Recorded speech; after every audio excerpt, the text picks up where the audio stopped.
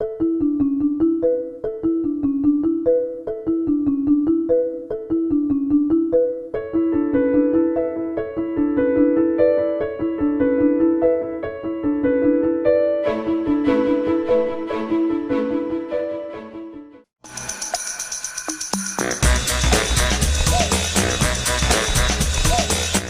I'm Nyesha McCauley, and you're watching AccessTV.org.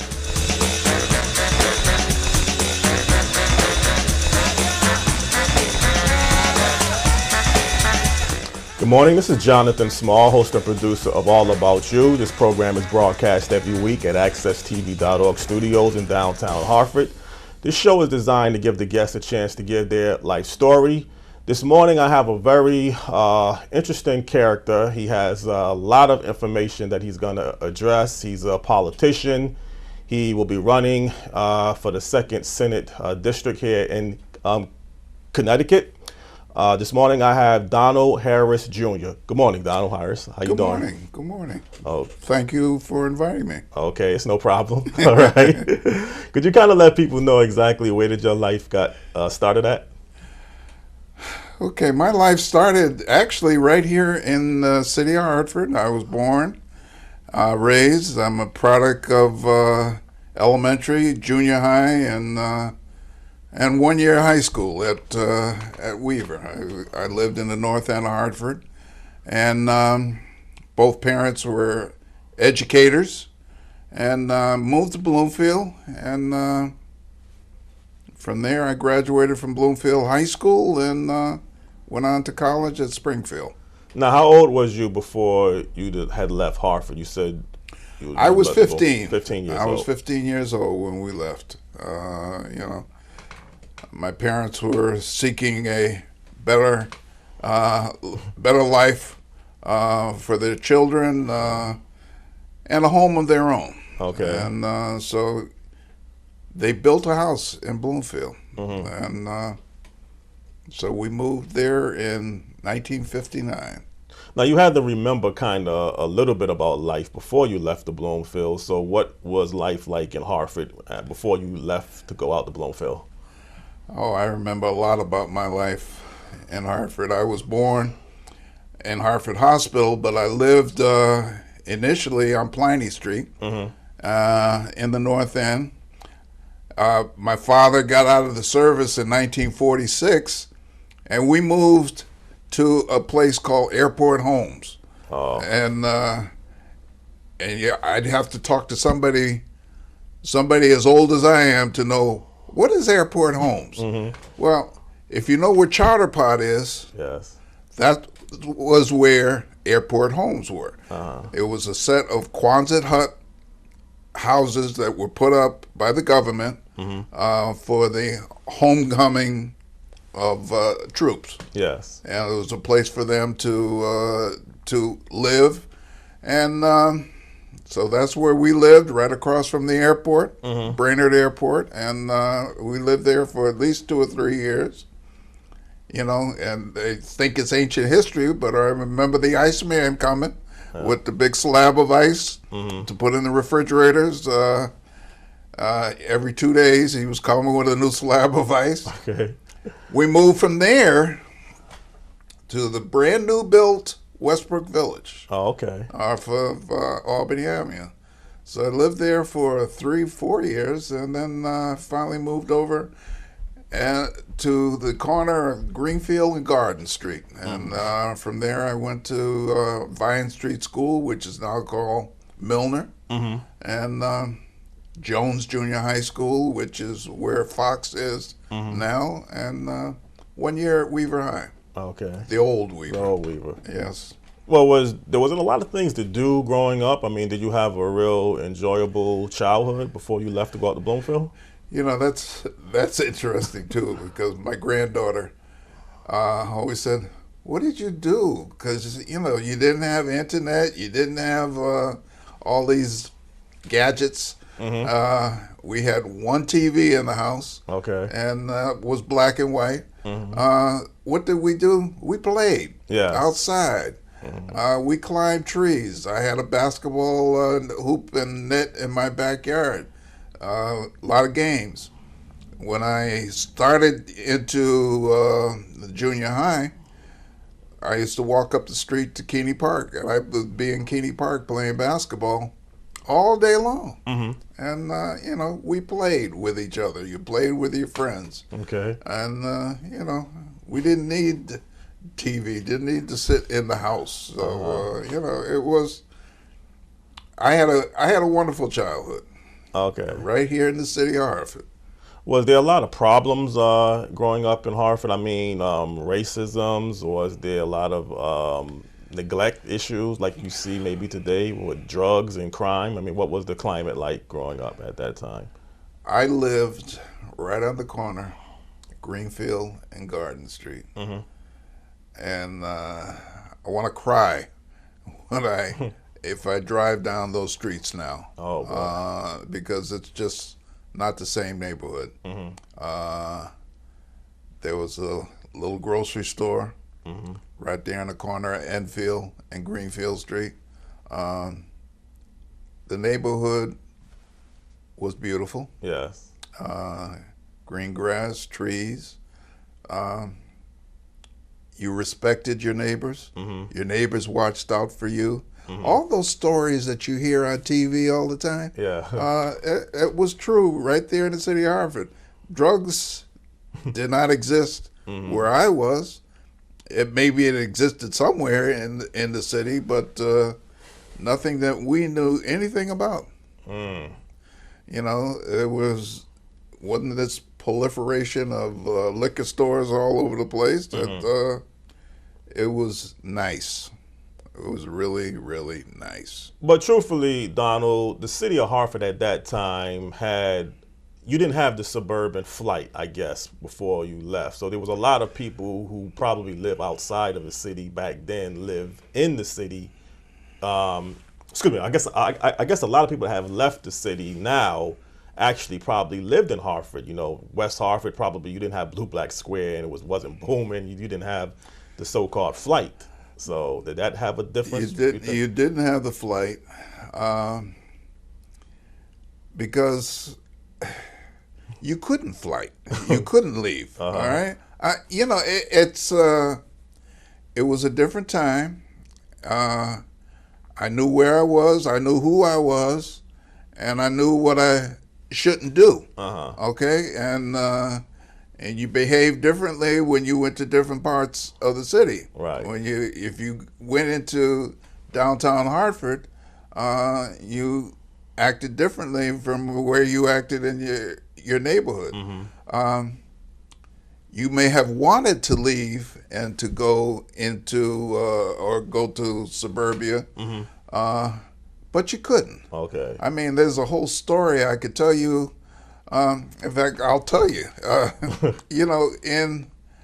My parents decided that they wanted to move into their own home. I'm living on the second floor of a 3-room apartment building that was thankfully owned by my grandparents. So, it wasn't a bad situation, but it wasn't theirs. Mm-hmm. So in 1957, they decided they wanted to get their own home. So every weekend we're going somewhere. In Wethersfield, we're in Windsor, we're in Bloomfield, we're in West Hartford, looking for homes. Bloomfield was still a cow town in 57. Laurel Park, which is a neighborhood in Bloomfield, was just being developed. The homes were under construction. My father went there, talked to the builder, whose name was Beckenstein. Mm-hmm. Think about that, okay? And excuse me, but that sounds Jewish. Was that yeah, a Jewish person? it could be. Yeah, Okay, it could be. Beckenstein. I'm just saying that's what it sounds. But Mr. Beckenstein and my father talked about purchasing a brand new home. Mm-hmm. Mr. Beckenstein said, "I like you, Mr. Harris. I think you would be a wonderful neighbor. But if I sold you a house, I probably wouldn't be able to sell the rest of my houses." Oh, boy. And so and you could get away with that then. Mm-hmm. You know, it wasn't the fair housing practices and all the stuff that's in existence now. You could get away with it and say, I don't want to sell to you because you're a Negro. So that was redlining, actually. Was it like a form of redlining? That was discrimination. Discrimination, okay. Yeah, that was just out and out discrimination. Mm-hmm. So one day he went further out in Bloomfield, way out in Bloomfield, almost to the Granby line. Mm-hmm. Went past this property and stopped, got the number, called the lady. The lady met with my father. She also said, I like you, Mr. Harris, but I have 3 lots here. Mm-hmm. If I sold you 1 lot, I wouldn't be able to sell the other 2. Okay. But if you can get 2 of your friends to buy the other 2 lots, then I'll sell them, all 3 of them. Mm-hmm. So, which is what he did.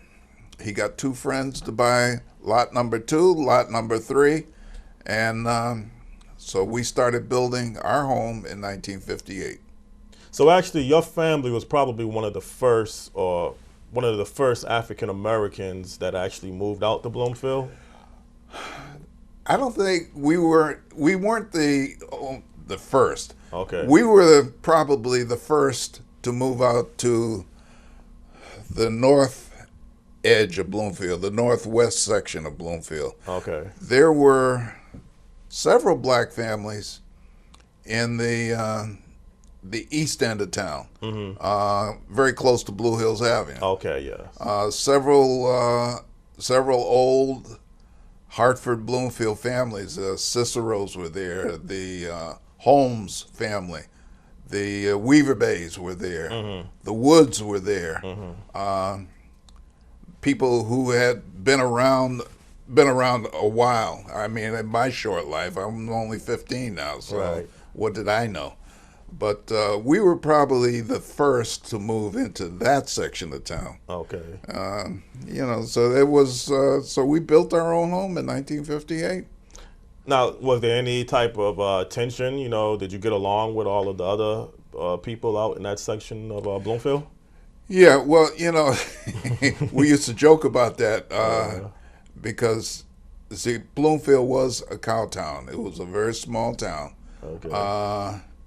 And when it got dark, they pulled the streets in at night. It was that small and that spread out of a community. I had, for the most part, yes, we had wonderful neighbors. They were few and far between, but we had wonderful neighbors. Got along well with students at the high school. Didn't really encounter much in the way of racism. Mm-hmm. It was a nice high school experience for me. Mm. But tell me something. How did the people that was in Hartford looked at you, you know, whenever you came back to Hartford? Because there wasn't really that many people at that time at your age that was able to go out to that particular area of the state. So how did people look at you when you came back to Hartford? No different. No different. No different. You know, they whether they were happy for me or mad at me, but no different really. I was blessed to be able to get out of Hartford. Not that Hartford was bad, but Bloomfield was just more spread out. I had to continue to come back into Hartford because that's where social life was. Right. That's where people who look like me were. Right. You know, that's where the old, the legendary Jack and Jill organization was based in Hartford. So, you know, they had parties, they had get-togethers. I had to come home, back to home, to be a part of that. So, but you know, that sort of jealousy didn't really prevail at that time. So, well, how did you look at the situation back in Hartford? I mean, you say Hartford really wasn't deteriorated at that time, so it really wasn't like going from one level of the high ends and coming back to the low ends. You still had more of a balance. I had a good balance. Okay. But I also had a father who was a former policeman, and what he knew the seamy side of Hartford. So, if you go back there, you don't go here, you don't go there, you don't go the other place. He saw danger in everything, and he felt his job was to protect me. But Okay. I did as a young teenager. And I went around and I did things, and I could continue with my friendships. People that I had known, people I had grown up with, and Hartford was still a good place to be. Okay. Well, let's leave it on that good note, and we're going to come back very shortly to kind of go into your adult life that you pursue towards education. This is Jonathan Small hosting All About You this morning. I have a very interesting guest, Donald Harris Jr., and we'll be right back very shortly. Thank you.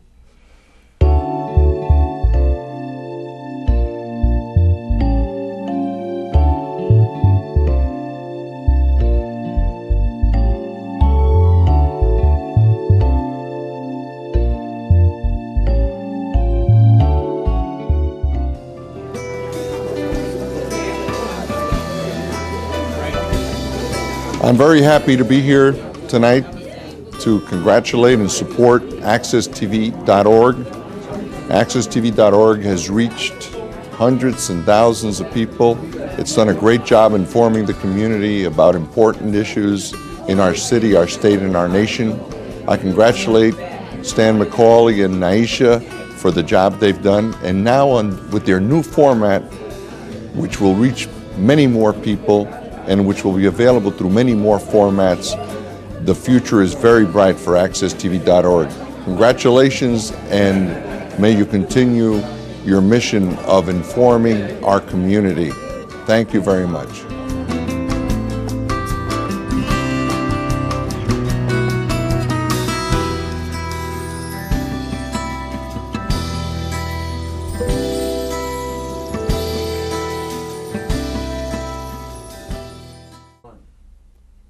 Good morning again. This is Jonathan Small hosting All About You. This morning I have Donald Harris, and we're going to get back into our conversation. Donald, now you're, I guess, graduating high school. I believe you might still be living in Bloomfield. What was you pursuing at this particular stage in your life at this point after graduating high school? Oh, after graduating from high school, well, in my senior year, you're obviously preparing to go to college and or preparing to do something. And as far as my parents are concerned, who were both educators, you're going to college. Okay. All right. I had applied to some schools in the South at historically black colleges. I had received some letters of interest and even a scholarship or two was offered. I ended up going to Springfield College. Okay. I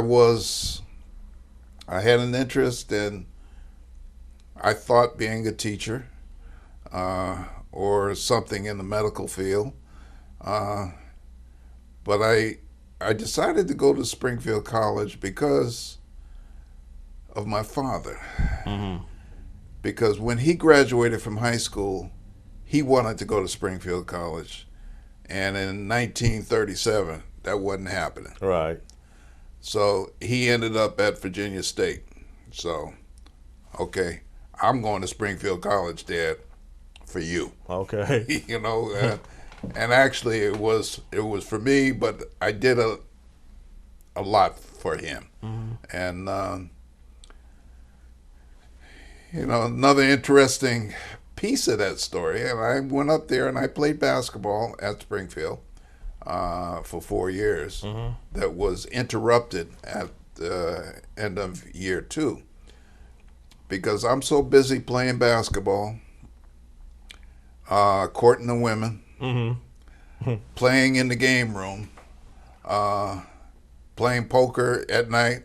I didn't have time for studying. Oh, okay. And so, and I tell this story to my kids at school all the time. You know, you've got to prioritize yourself. You've got to figure out what you want to do. And so they sent me a letter, and they say, you need to take some time off. And so when I got that, my father the next day took me down to the Army recruiter and signed me up for the U.S. Army Reserves. Okay. So that September, I went on active duty at Fort Dix. I did 6 months of active duty right there, you know, and all of the stuff that's associated with active duty. Came back that summer. I went right back to school. I took summer classes, and I graduated 2 years later. Okay. Because I said, now I was focused. Now I knew what I wanted to do. Now I knew what I needed to do. And I still played basketball. I played 2 years. So I lettered up there for 4 years. And I came out in '67 with a degree in physical education and health. And, you know, I signed a contract in late May to teach in the city of Hartford. I had a contract to teach at the old New Park Avenue School. And so I got my first job. I'm ready to go.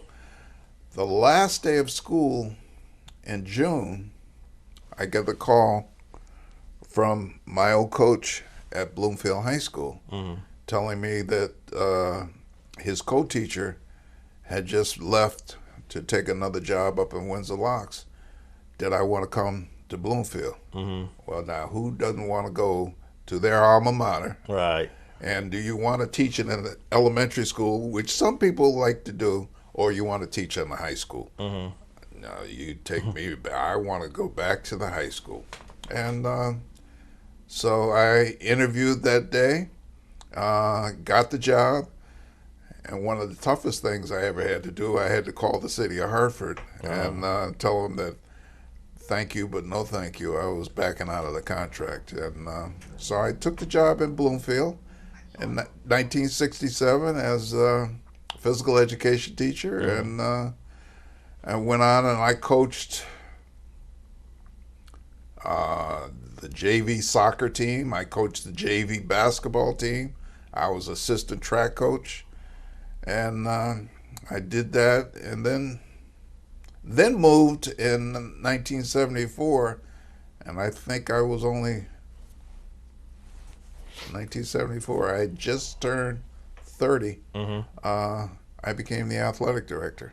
Okay. Only because my old coach, who was still there with me, he retired. So I became one of the youngest athletic directors in the state, and close to being the first African American athletic director in the state. I'm still not sure about that, and it really got to a point it really wasn't important. But I did that for the next 25 years. Well, Donald, at this point, it had to appear that your life was clearly moving in the right direction. I mean, you got a good career, you're a homeowner, I would assume, you raised your family. I mean, everything in your life had to be going kind of in the right direction that you was aiming for at that stage. At that stage, yeah. I was married. 1974, I had a daughter. I had a son on the way, and didn't know it was a son on the way, but I had a son on the way, and you know, I'm sitting on top of the world because I'm 30 years old. I'm an athletic director. I said, wow, you know, I got it made. And you still lived in Bloomfield, right? Oh yeah. Okay. Yeah. I left Bloomfield when I first got married. I was out of Bloomfield for 6 months, 8 months, and then I moved back. So I say basically, I never really left Bloomfield since 1959 to date.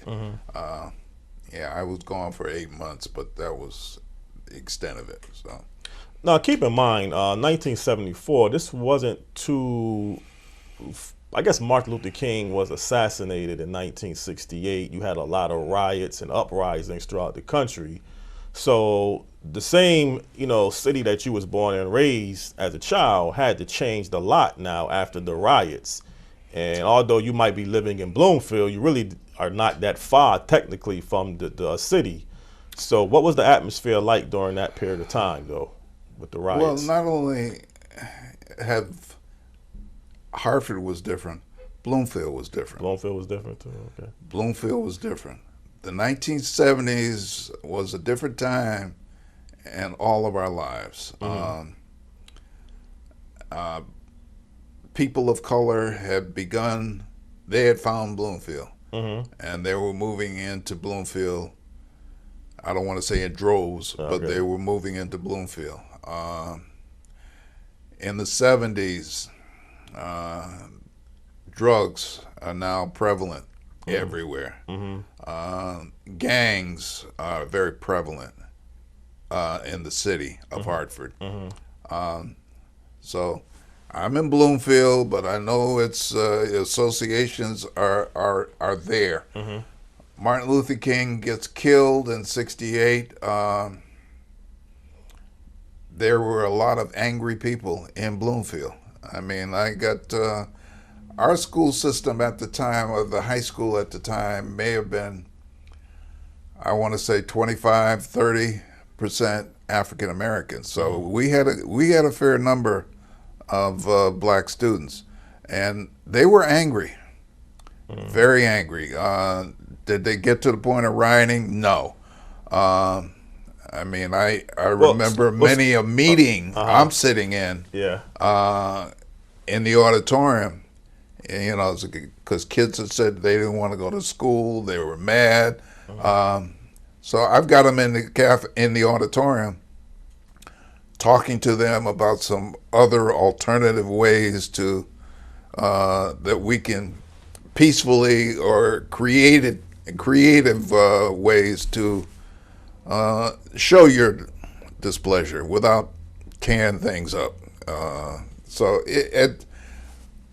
we didn't have it to the extent that Hartford had it, but we had it, because everything was changing. It was changing so rapidly. It was tough to keep track of who we were or what day it was. So. But Donald, why do you believe the people in Bloomfield didn't riot and tore down their city, and the people in Hartford and other inner cities rioted and tore down their areas? Why do you think the people in Bloomfield chose not to riot at that particular time? The numbers weren't there. Okay.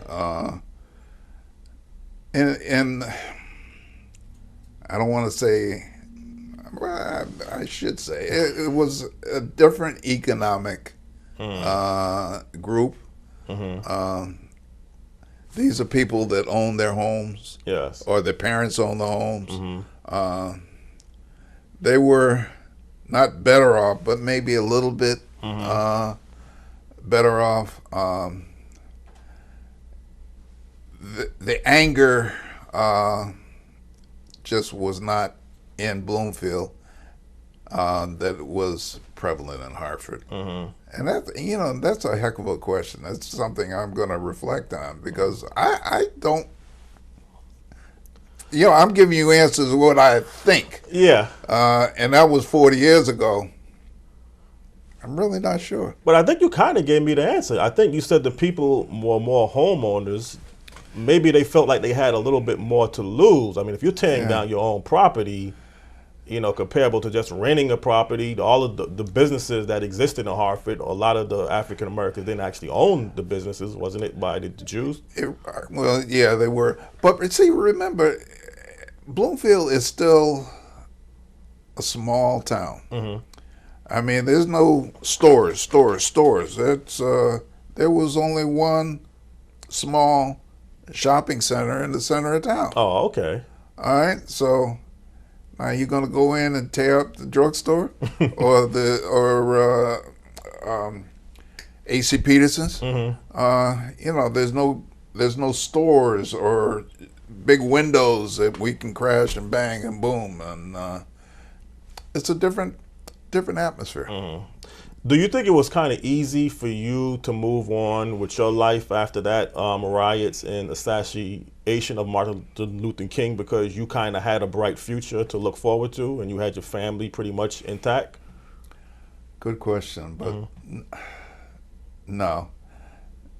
Because, see, the riots, the killing of Martin Luther King, the killing of Bobby Kennedy, just the way life was at that time was a reminder of who I was, and that I was a person of color, and almost, you know, you never escape that. Not that you want to, but folks are not going to let you. They're going to continually remind you that, you know, that you're black, and you've got to do something over and above before acceptance. I think it pulled us together more as black people. Don't ever forget your roots. Don't ever forget where you came from. Okay. Because if you do, folks will remind you quickly. You know, it reminds me of a story. You know, I'm growing up. I'm a young kid. My mother's from Culpeper, Virginia. We used to go back there every summer when I was 5, 6, 7 years old, and I never forget getting off that train and into the station. And although Culpeper, Virginia was a town a lot like Bloomfield, and people didn't really see color a lot, there was the drinking fountain said for colored only, and there was the white one over there. So that sort of stuff existed, but that's late 40s. So you kind of knew who you were and where you were and what you were doing, and you made sure you kind of stayed on that straight and narrow. One last question before we're going to have to obviously end this, but I'm going to definitely invite you back. Okay. Do you feel that it is easier today comparable to the time when you grew up to really have a future? Yes, it is. Easier? No. Are there more opportunities out there? Yeah. But, you know, nothing is going to replace the work that you have to put in to get where you want to be. My grandmother always told me from a young child that never forget that you are a Negro, which was the words back those days. Okay. And that you always have to do something a little bit more. If you're in competition with a white person, and unfortunately, sometimes that's still the way it is, I can't be on an even keel. I've got to do something a little bit more to get that job. Okay. To get ahead. So it's getting better, but you know, the situation that just happened in California with the basketball coach, not the owner, is a reminder that when you think you have achieved something, always keep your eyes open and your back against the wall, because you never know, man. Well, I had enjoyed this conversation. We didn't get a chance to get into a lot of other areas that you're planning to move into. I rarely do this, but I do plan to invite you back because you are running for the second district as a state senator here in Connecticut, and that's a lot of information that I want people to hear about as well. And that I would like to speak about at a going time, but I thank you for this opportunity. No problem, Donald Harris. Okay. This is Jonathan Small. I had enjoyed doing this program this morning with my guest, Donald Harris Jr. And like I say, there's a lot of other good programs that you can watch on accesstv.org throughout the week. And also, as I say every week, the people out there have a very blessed day. Keep safe. Thank you.